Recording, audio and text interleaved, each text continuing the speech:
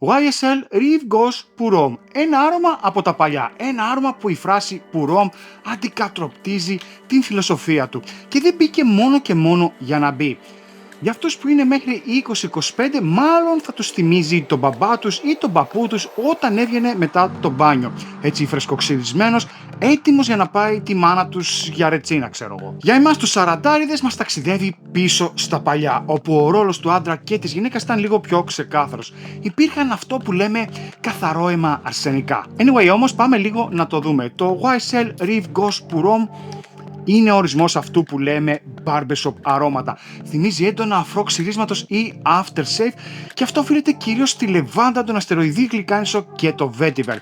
Κυκλοφόρησε το 2003 αρχικά σε ένα έτσι αλουμινένιο κυκλικό μπουκάλι και αργότερα επανακυκλοφόρησε για ένα διάστημα στη διαφανή τετράγωνη φιάλη της σειράς La Collection, όπως αυτό εδώ. Είναι ένα πράσινο φουζέρ με νότες κορυφής δεντρολίβανο, αστεροειδή γλυκάνισο και περγαμόντο, ενώ στην καρδιά θα βρούμε γαρίφαλο, λεβάντα και κουμαρίνι και τέλος στη βάση πατσουλί, ξύλο γουαϊάκ και vetiver.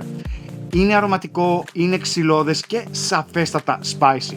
Το άνοιγμα είναι πολύ δυνατό, μια έκρηξη φρεσκάδας, αλλά πολύ γρήγορα ηρεμεί και γίνεται διακριτικό στα όρια του skin set. Η διάρκεια δεν είναι πολύ καλή, αλήθεια είναι, αλλά για εμάς τους παλιούς αυτό δεν είναι πρόβλημα. Διότι μας αποζημιώνει με ένα ταξίδι πίσω στο χρόνο, όπου ακούγαμε στα κλαμπ Tiesto, Benny Benassi και το «Για» της Βανδύ.